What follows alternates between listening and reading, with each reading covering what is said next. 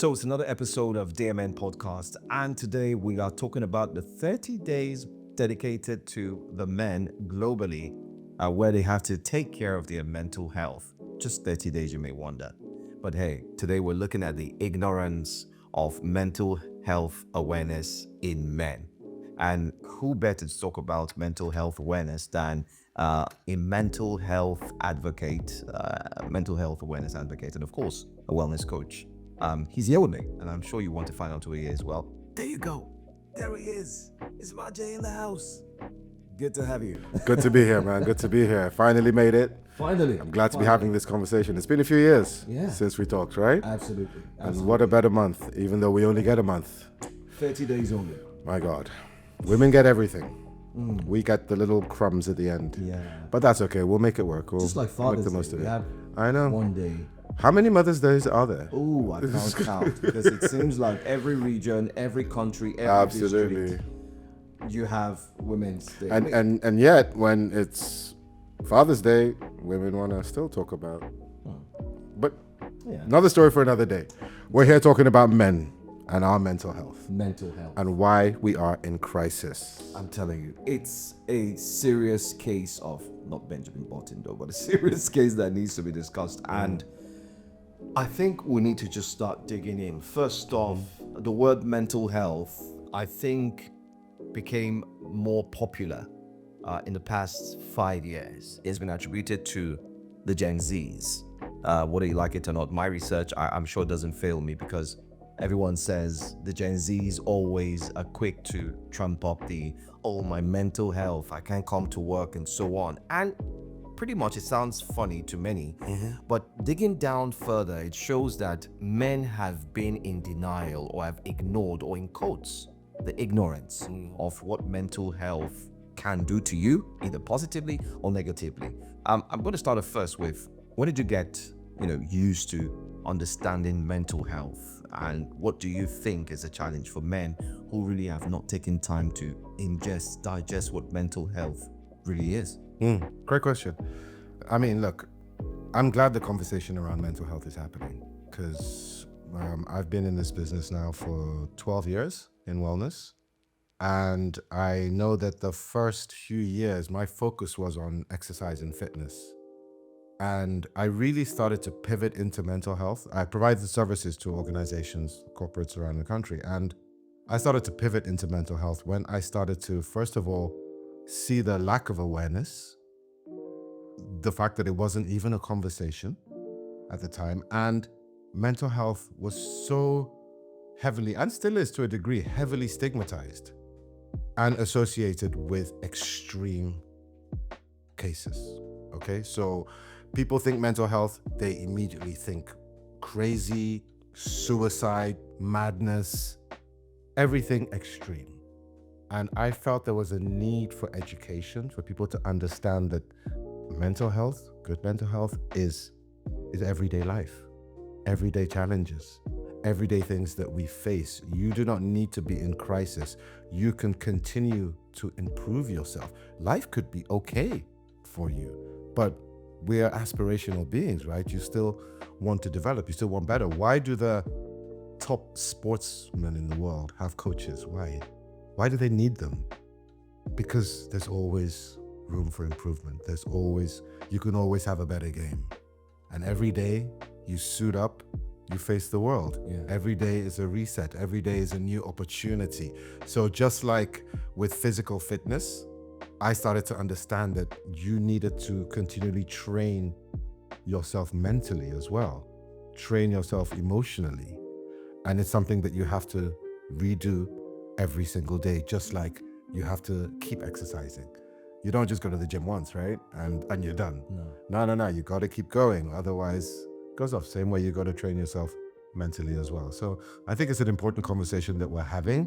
I think it's important for us men because there is a massive stigma on men with regards to mental health and our expectations, the pressures on us, and I think it's important for us to unpack this, to know that if we are not going to be given a safe space, then we have to take it amongst ourselves. Yeah. You know, we have to look out for each other. There are enough organizations out there of women supporting women, right? We should have our own. Yeah. We should be supporting each other. We should be our brother's keepers. End of story. True. I mean, with research, you find out that you have, just like you've said, many organizations just right there for women. I mean, we love the women. Respect. But one, two little, take a look at the hotlines. You have hotlines. Men, are you going through this? Please call this hotline. We're there for you to talk to you. I think it's something we need to look into. But let me pick from one of your words there. You talked about emotional. I think this is the toughest yet most ignored part. Every man who is born a man and then raised as a man, somewhere, somehow, is not thought by his father. You know, I don't know. I mean, maybe the parents today would teach their sons that, listen, there comes a time in your life where you would keep breaking down, or you would break down at some point. It's okay for you to cry. It's okay for you to run. It's okay for you to just, shrink back.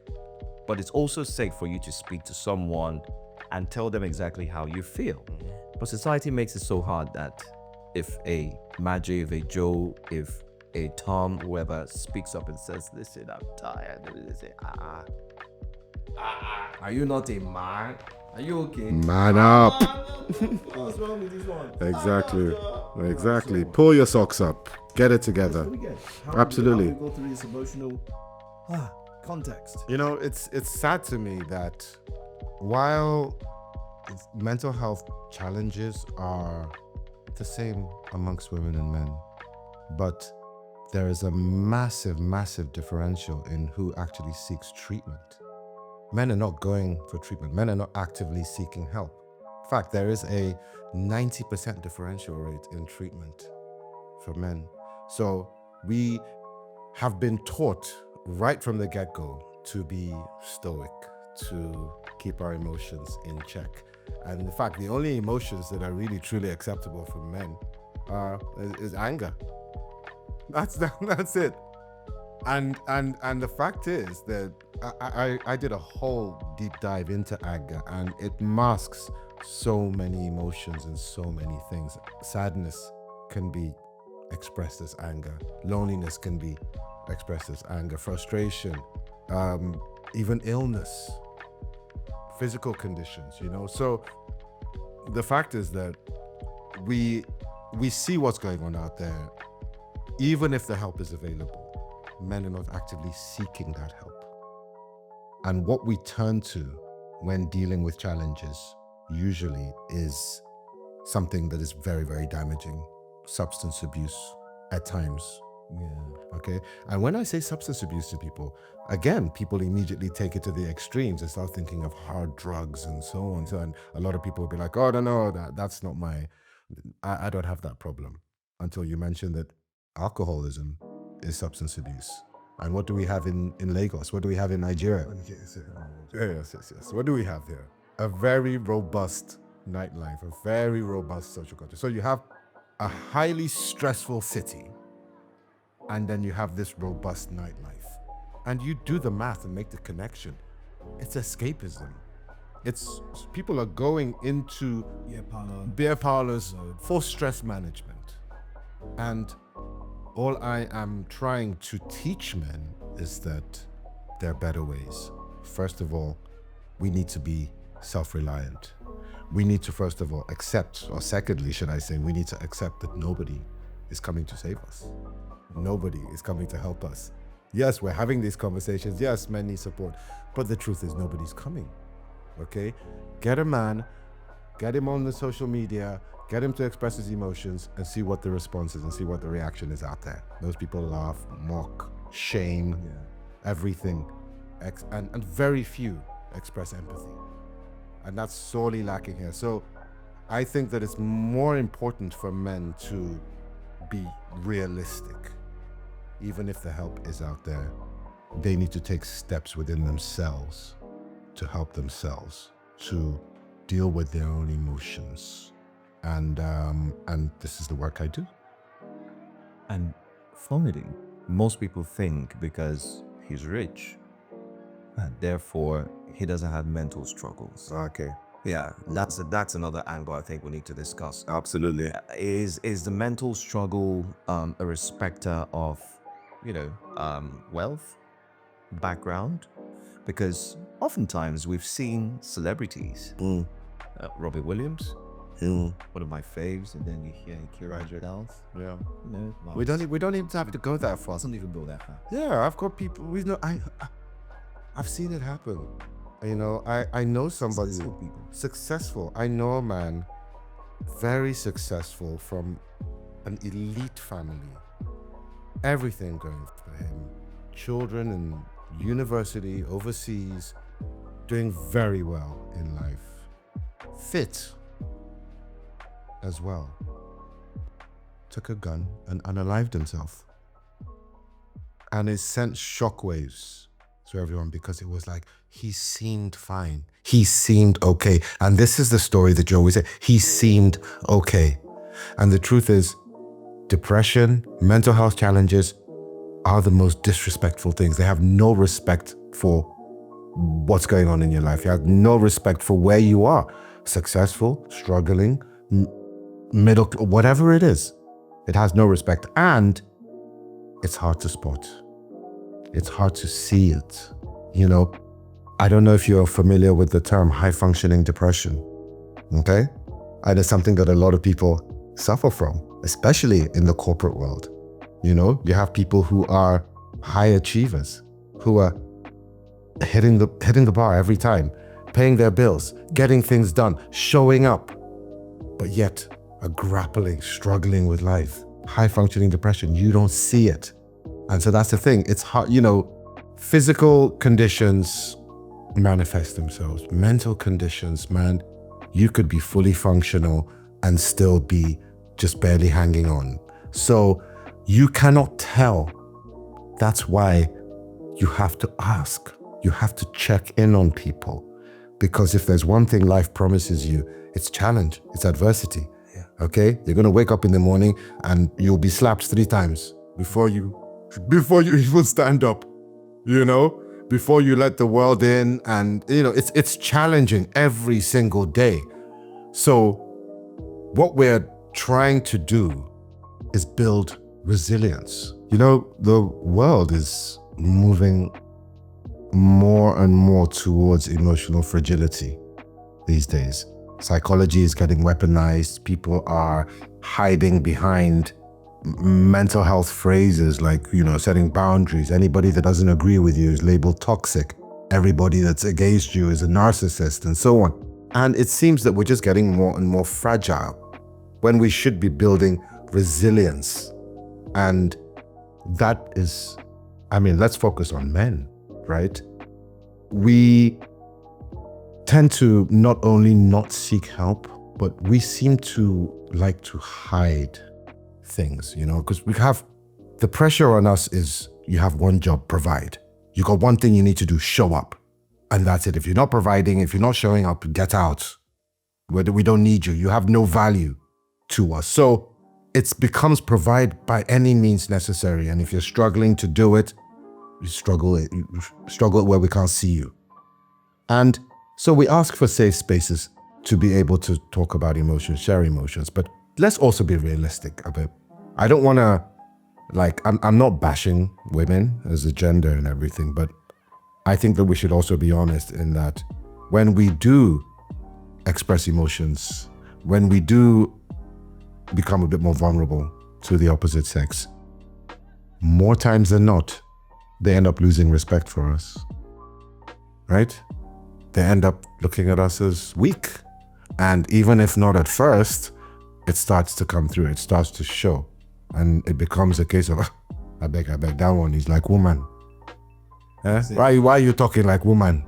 You hear things like that, and it's heartbreaking, especially when you're really, really struggling. And as I've pointed out, it doesn't show. So what do we do with all these pressures that we have on us? It's like some men, a lot of men actually, I know, won't even go for medical checkups. That's another problem. Right? Yeah. They won't go for checkups because as long as, feel fine, even if they feel something, power through, because sometimes they don't even, what you don't know is not going to kill you. We'd rather just not know. until it becomes an emergency, until your body stops you. And then you now have increased financial burdens from medical expenses, adding to your mental stress. Financial burdens mean that you are struggling to meet up across the board. And that's where life starts to really fall apart. So we are waiting too long. We are waiting till we are in crisis before reaching out for help, because that act of reaching out for help is seen as weak. So this is a narrative that I'm hoping things like Mental Health Month can change, because we have these conversations to let people know it's safe. It's okay to reach for help. Please reach out for help before it becomes a crisis. Even if you're okay, but slightly maybe having some challenges in some areas and so on, you can talk about these challenges, because we need community. One of the strongest points of good mental health is community. People, we are social beings by design. What is one of the biggest unalivers we use of the elderly? There are two things actually. One is falls, when they fall or break a hip or something, right? The second one is loneliness. Quite rightly said, loneliness. And in this world of social media as well, where we have false community, false friends, you need real, true human connection, real, true human friends. And I always challenge men, especially men that have groups and groups of boys and stuff. Don't base what you do on just football and drinking and chasing, whatever you're doing. Yeah. Actually reach out to one another, check on each other, challenge your friends. How's your mental health this week? How are things financially? How are you emotionally? How are you coping? Just checking in on people, and you'll be surprised what you learn. Because the most important thing about checking in on people is being able to actively listen, and listen without judgment. I saw this really interesting conversation where a woman was asking men why, we find it hard to talk to women about our emotions. And the guy said, we don't find it hard to talk. What we find hard is what we say to be received with judgment and to be judged. And that's where people find the listening part hard. So even listening to somebody that's going through something is a skill, something that you could learn, right? Learning to give people room to talk, and so on. Another beautiful clip I watched was actually a podcast, and it's a former athlete, and he was talking to this African American actor, and the actor broke down. He was talking about his challenges, and he started to cry. And the host, and full credit to him, didn't say a word. Let the man break down. He got up, he walked out for a second. He came back, he sat down, still couldn't get his words out. But this guy didn't say a word. He didn't try to rush him. He didn't even say, hey, it's okay, He just let the man, he just sat with him in his feelings, let it play. And when he was ready to talk, he talked again. I said, that is active listening. Something that we don't do enough of. So for each other. We have a lot to unlearn and a lot to learn. Absolutely. Especially from the females, the women, and of course the men. Yes. Can we say that men are very good actors? Because we don't talk. You make some very interesting points here, right? And now, when I talk about emotions and men being able to express emotions, it doesn't mean that we should be emotional. Okay, it's about understanding your feelings around your emotions and how you express your feelings around your emotions. Emotions are there, regardless, and they're neither good or bad. What you do about them, how you react to them, the choices that you make while you're in them, that's what's important, right? And yes, we have this expectation on us to be stoic. And yes, you know what? It is true. We should be, to a degree, stoic, right? And emotionally regulated, which means that you're angry, but how you communicate your anger is very important. You are sad, and you've observed that you have chronic sadness, what you do about it, how you communicate it, how you show up in the world, all these things are things that need to be trained and understood. Because, I mean, you could be 50, 60, 70 years old and still learning about yourself, right? It's an ongoing journey, because, you know, you're always evolving, always changing, and there's room for growth, right? So how you respond is your responsibility. Your ability to respond is your responsibility. What you choose to do, that's where your power lies. So the world is losing it around you. Things are unraveling around you, but you are centered, you are anchored, you are stoic and communicating effectively. That's leadership, right? Not somebody who is emotionally dysregulated and just losing their rag all over the place. So there are points to being disciplined. And that's why, as a man, it's important to understand how to harness your emotions and how to make them work for you, not against you, not to take you out of character. Okay? So, another example, you are driving here, right? What happened? You got stuck in traffic. There was a flip trailer. Imagine a bike comes along, delivery bike, hits the side of your car. Who are you? Who do you become?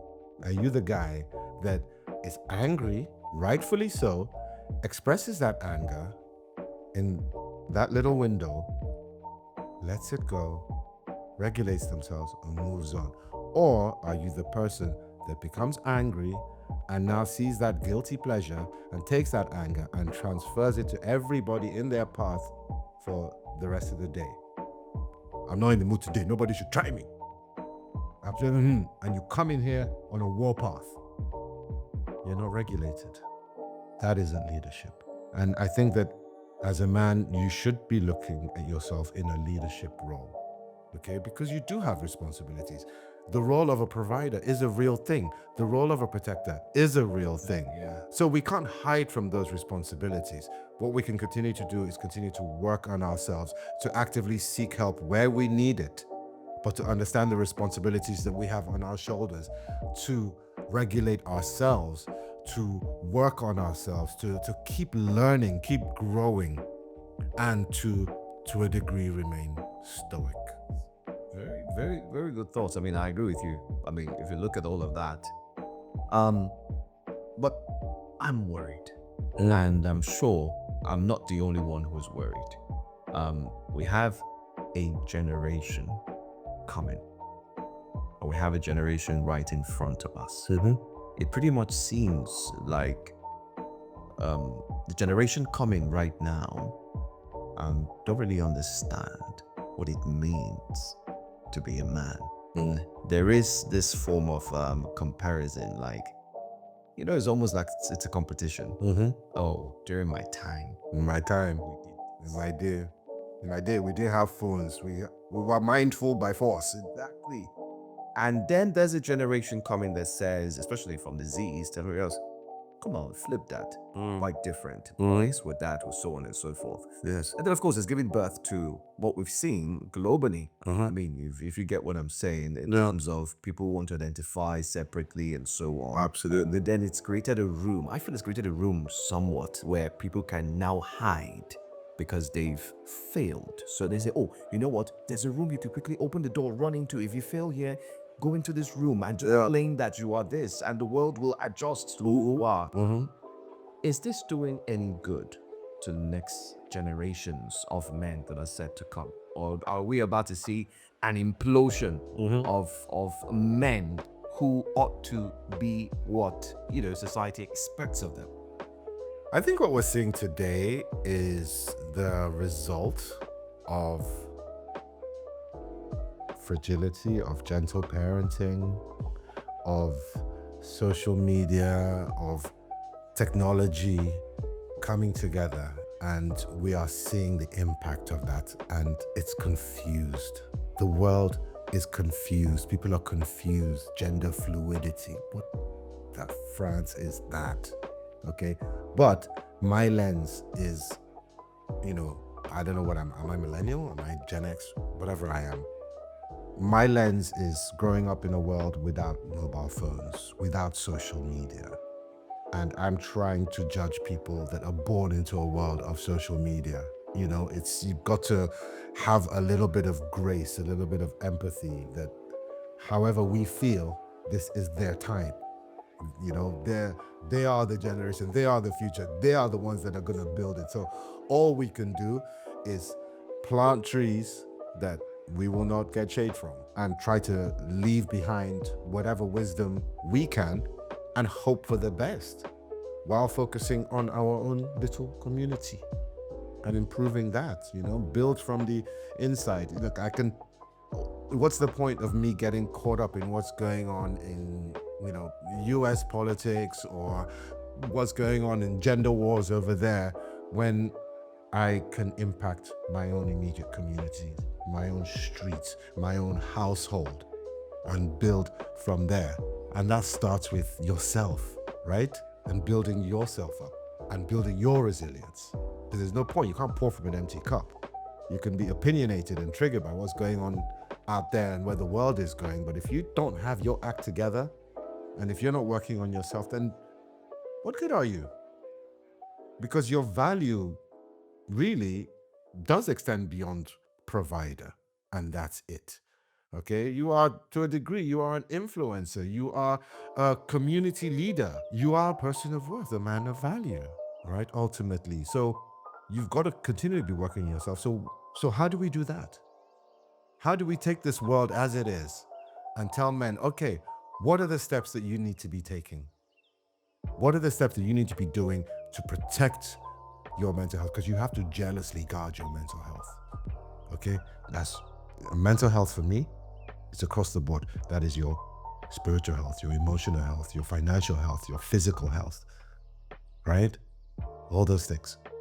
Got to take care of all those things so that you can be a fully functioning member of society.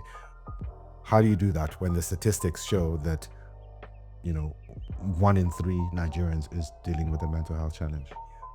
1 in 3. What are you doing when 90% of people are not seeking treatment? What do you do with a life expectancy of the average Nigerian being in its 50s? I think it's improved a little bit now. So let's even say it's 60 now. Still too low. Why is that? What is wrong? There's something wrong that needs to be fixed, right? And it starts with the individual man. And let's break that man down. What do you do? What do you do day to day? What is your routine like? How do you anchor yourself? Do you wake up straight into fire? Into a chaotic world, chaotic life? Because from what I see, my job is to provide, we provide services to organizations, mental health services, EAP, employee assistance programs and stuff, which gives employees access to 24-hour therapy, stuff like that. Something that, you know, has been challenging to get people to actually use the services. But once they do and they understand the confidentiality and people start using it, it really does make an impact. So the average man who is working in this city is living in chaos. They're waking up, barely getting enough sleep, waking up, entering a cauldron of stress from the beginning of the day to the end of the day. They get back home after grappling in traffic, get home to start grappling with electricity, only to wake up after not enough sleep and do the whole thing again. And you tell that man, hey, you should be taking care of your mental health. They're gonna look at you like, dude, do you know what I'm dealing with? So it's in teaching the understanding of how the choices that they make actually help to navigate that borderline chaotic life. Because it is. I see that. It's an attack on the senses. Yeah. Let's talk about family. Sure. Let's anchor the conversation now on families. Or you mean one of the stressors? One of the stresses. Because, I mean, every man at some point, well, maybe not every man these days, but a lot of men at some point want the best for their family. So 100% put in the work, they do everything, they have a mental picture of what their family should look like, where they should live, how they should, treat each other, and so on. But oftentimes it doesn't turn out to be that way. What could lead a man to eventually, at some point, was known to be very good, and then he turns out to be a monster? We've seen this on the same social media, where men all of a sudden become, beaten, engaging in fisticuffs. They don't care who it is. Deadbeat dads, like they call them. 100%. I'm sure there's a mental problem there too. Yes. I mean, I would say that there are all sorts of things that could contribute to a man basically crashing out, right? As they say, financial strain, even medical conditions, circumstances that could make that man into what he is. But I'm also a big believer in accountability and the choices that men make, and not sitting down and saying, oh, I did this savage thing because of this and because of that, because this is what a lot of people do, is the blame game. We blame everything else except ourselves. Even the devil.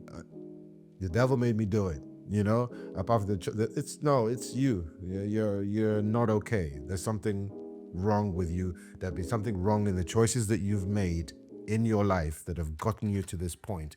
And lack of communication, not getting the help when it was time, not recognizing the signs when your life is going in this particular direction, hiding, all these things lead to frustration, pent-up frustration that ends up exploding out of a person, and usually in the direction of the people that are close to them. The very people that you are providing for, you now end up taking out your frustration on because you're not meeting the mark on where you should be in life.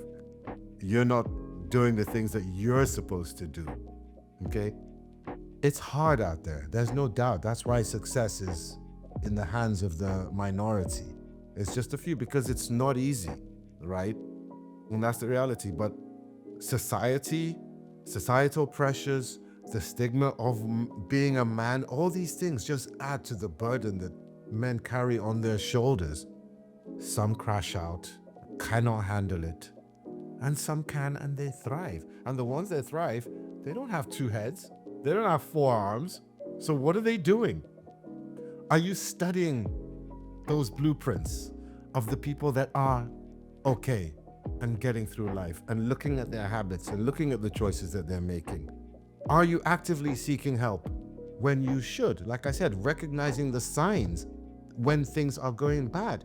Are you dealing with chronic sadness, chronic anger, insomnia, fluctuating weight? Are you putting on weight, losing weight? Are your eating habits deteriorating? Are you eating well? Do you even understand that the food you eat actually directly impacts the way you regulate your own emotions? I don't know that. So for those who take amala, Food choices, right? Eating. The truth is that a lot of people don't have time to eat right. They don't plan ahead, busy streets, active. So they're just like eating on the go, generally making poor food choices. And that impacts your health ultimately, right? So a lot of 30% of deaths in Nigeria are from non-communicable diseases, lifestyle diseases, diabetes, hypertension, things that are rooted in lifestyle choices, lack of exercise, poor diet. Poor diet is so impactful. Food is medicine. What you eat is medicine. What you drink is medicine. People are smashing bottles of Coke and thinking that that's... I had lunch. I drank a bottle of and ate one. Sorry for the brands. No, don't hate me, but this is the reality, okay? Accessible food that is on the streets, on the go, is unhealthy. We're making poor food choices. partly because we're not planning for it, partly because food is just so expensive now. There you go. Okay? And the cost of living is increasing, income is not. So that's more. So what do you think that's gonna happen? What do you think's gonna happen? You know, you're dealing with the cauldron, with you know, it's reaching boiling point here in terms of how people are living. So, and these are the same people again that you're trying to give advice to on the choices that they're making, on the food choices, when they're just trying to eat at this point. I know what it costs me to send my guy to the market every week. It's increasing. But, you know, employers, they're not increasing salaries. So what do you think is going to happen? Eventually, people are going to lose it, right? Or give up and start jumping off bridges. And we're seeing that in the suicide rates in this country.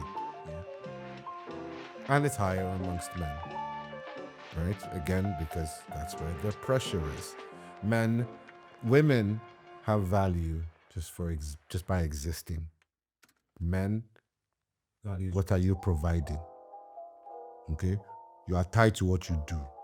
Why is the first question any man asks anywhere? What do you do? Because you want to categorize people. You almost like want to decide how much respect I'm going to give you based on what you do, right? And where I'm going to place you in the hierarchy. Should I look up to you or should I look down to you? You know, so it becomes a thing. And what we're teaching ourselves out there is that, yeah, but it doesn't matter what you do, shall provide. Yeah. And the pressure that the young people are placing on themselves too, trying to have lifestyles of 50-year-olds at the age of 21. At 21, you just want to have like 2 Benzos in the car park, a Range Rover, 2 gigantic houses, which your father couldn't get. Worked for 35 years, 40 years to get to. You want to have it in 2 years.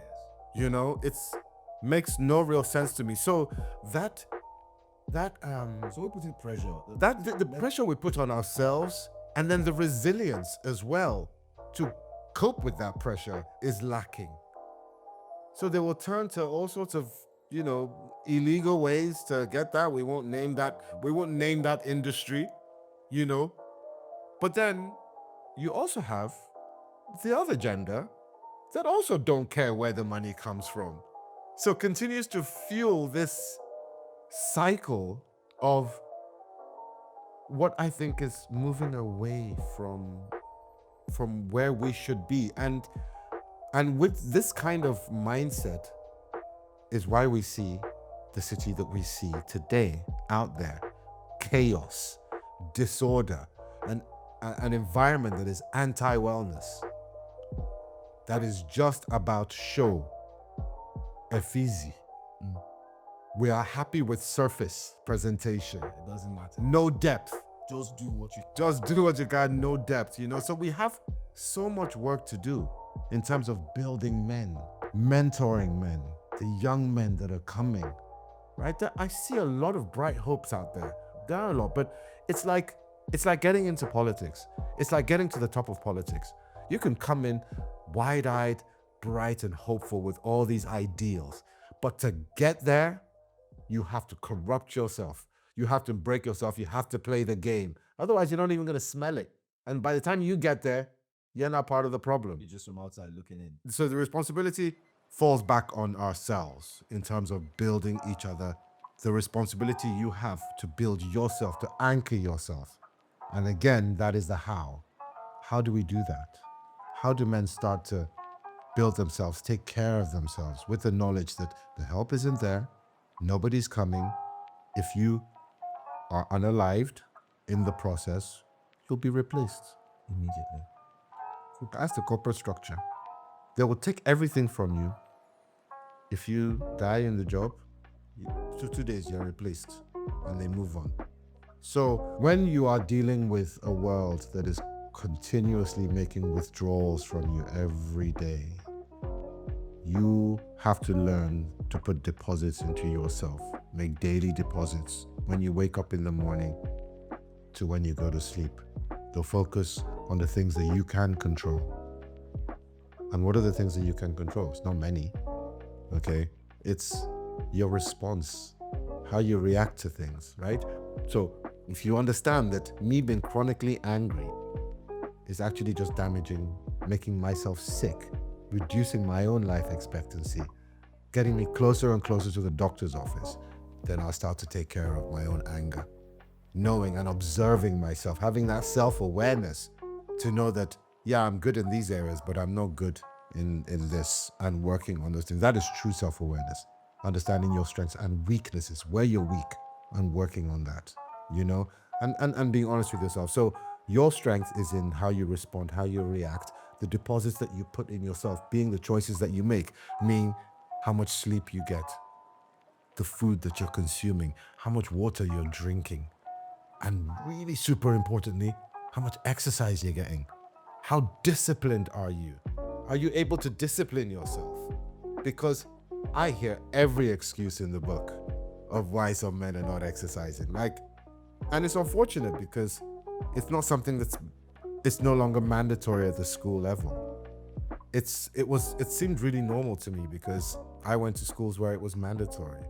So I grew up in it. I had a very active father. So I saw that example, and he put it in me. At the age of 4, I'm having tennis lessons. I'm learning this, I'm learning that. Activity is hardwired into me, right? Whereas it's not normal to some people. Exercise is just not normal. They don't see it. Some people see it as something that's exclusively for the wealthy. I just pay for my gym. Hey. But again, one of the things I preach is taking it out of the gym. If you're waiting for the gym, you're waiting for gym membership From home. you're setting yourself up for failure, quite frankly. Okay, because you always keep giving yourself excuses. Oh, I can't make it to the gym today. The gym membership's too expensive. Or when I get some new trainers, when I get the gloves, it all becomes destinational. If you flip your POV on it, okay, and the way you look at it and say, I have to exercise like I have to eat, like I need to go to the toilet. That's where exercise is on my level. Then you will learn to do it wherever you are, anytime, any place. So things like you saw that guy that was trending recently, some Ashton guy, about his morning routine, that crazy morning routine he has, right? Waking up at 3 a.m. and doing all sorts of things. I said, that one does not work. He can afford to do all that one. Putting ice and dunking, all that one. That's all very nice. But the truth is, a morning routine is important. Okay? If you're not deliberate, intentional living, this is what it is. This is where you start to deposit into yourself by being disciplined and intentional. So there's something that I learned recently, actually, that I do, which is sunlight before screen light, right? That's the idea that you wake up in the morning. What's that? You wake up in the morning. What do most people do first thing when they wake up in the morning? They wake up, something they pick up their phone. And immediately what you're doing there is that the world and whatever it is that is on your phone is dictating your mood, is putting a set of instructions in you. So if it's negativity that's coming in, if you spend the first 20 minutes scrolling through blogs or putting out fires here or negative, whatever negativity is out there in the world, which is plenty because negativity sells, then you're now talking about what are you feeding yourself in the morning? How about you sit with your own thoughts for the first 30 minutes of your morning and root that in movement, exercise, meditation, get some oxygen, get outside before you pick up your phone and start seeing what the world. Of course, you can check, make sure there are no fires that you need to put out.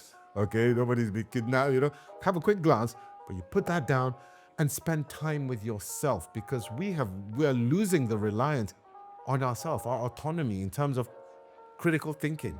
Yeah. I mean, come on, with the onset of AI now, AI is just a mirror, ultimately, because you're putting in the instructions. It's telling you whatever you are putting in. Okay? Critical thinking is the gift that God has given every one of us. And so much we have that inside of us if we learn to start listening to ourselves.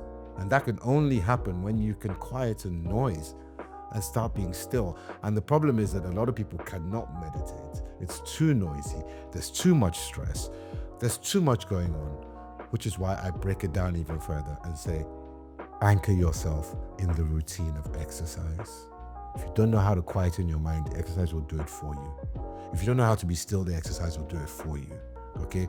Just spend the first part of your day with yourself, because we're not allowing that to happen.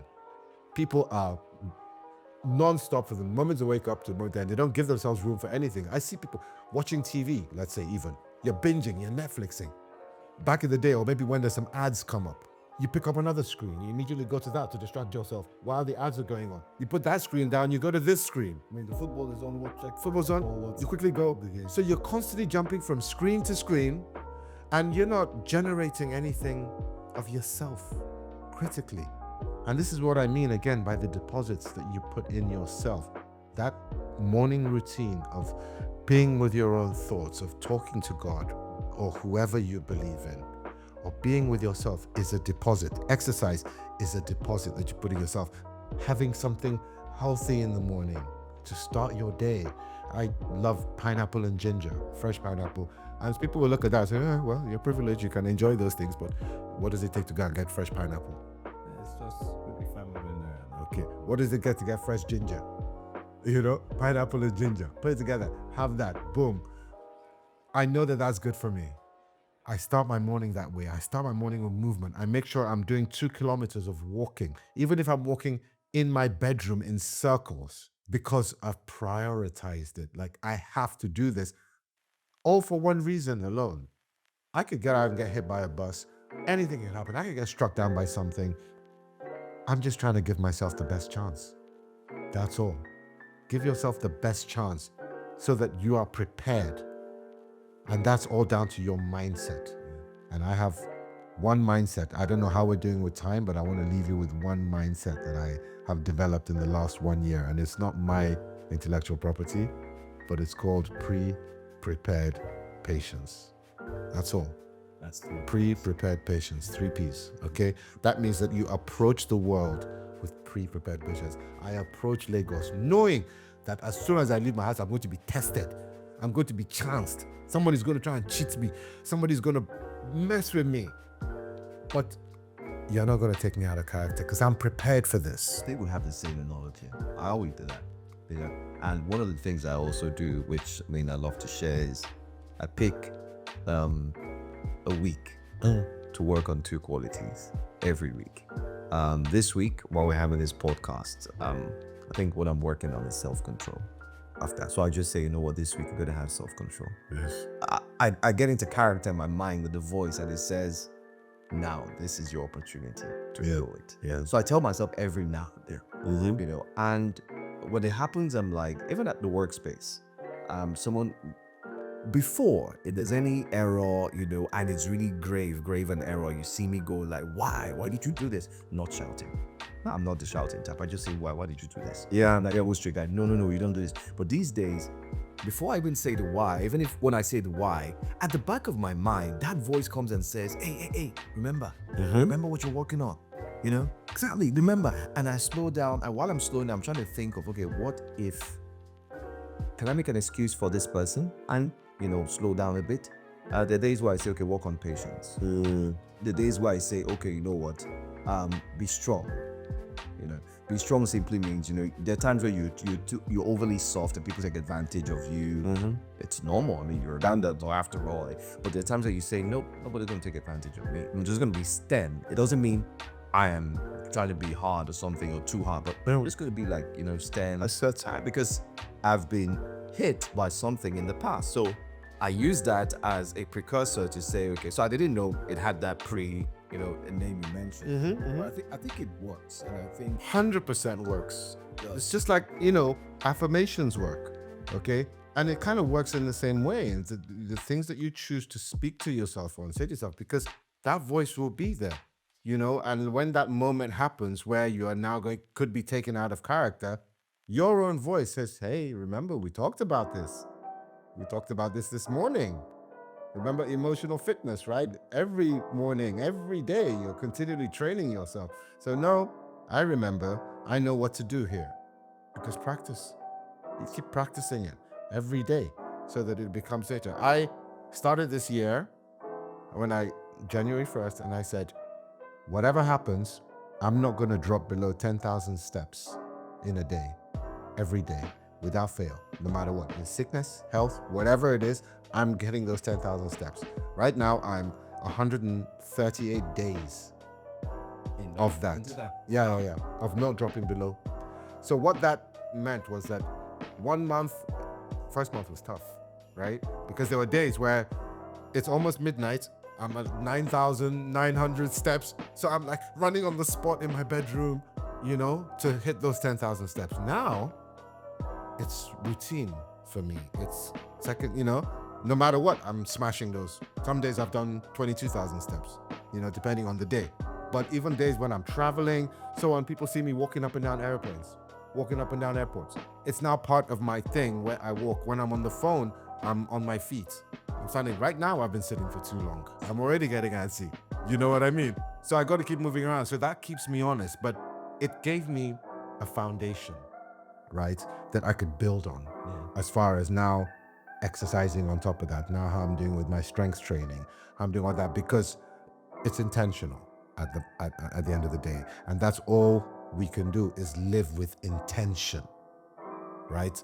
And purpose. And being intentional means being intentional about how you deal with people, how you process stress, how you communicate anger, knowing to be patient, knowing to speak to yourself in the mornings, knowing what your limitations are. I can be quick to anger. I know that when I get angry, it takes me time to cool down. So you work with that. You learn to understand your emotions because, again, emotional fitness is not about controlling emotions. It's about being regulated about how you feel about your emotions, how you express them, how you communicate. And just like you said, speaking assertively, softly. I'm angry, but I'm clear. Okay? So being stoic, having purpose, clarity, yeah? And emotional regulation. These are all hallmarks of being a man. Right? And of course, being honorable and all of that stuff as well. But hey, I'm a flawed human, just like any man. So I will say this, that if you've been listening to this podcast, all these things that I've been talking about, I'm still working on. I'm still learning. I'm still evolving. I'm growing. All I do is that I learn these things along the way and I try to impart that on people and say, hey, you know what? This is working for me. This helped me. This I found very effective. Research, working with therapists, working in the industry. I've learned all these things over the last decade. And it's all come together for me to be able to talk about this here today. And the stuff I'm still working on. I'm still going to struggle with my exercise, even though people think I love it. I don't. I actually don't like going to the gym. Okay, I don't like it. But I do it because I have to, and I do it because I like how I feel after I've done it. I focus on that. All right, so I don't enjoy it, but I changed my lens and focused on how it makes me feel. So I never regret a workout. So I'll drag myself there and I'll do it. I'll drag myself to do whatever I need to do so that I can wake up in the morning and give myself the best chance as a man. Great conversation. I'm sure if we keep talking, we'll stay here to learn. Yeah. The next. We're literally just scratching the surface here. Yeah, I know. Literally. We all should do this again and have some time out and discuss. There's a lot of conversations to Mate, have. this is my sweet spot. I'll come here as many times as you want. I look forward to that again. Thank you so much. Thank you for being here. Thank you. My pleasure, bro. Thank you. My pleasure. I'm so glad we had this. Yeah. And that's all for this episode. Don't forget to subscribe and don't forget to also drop a comment or two. And don't forget, as a man, you need to work on yourself consistently. I'll see you again on the next one. Talk to you real soon.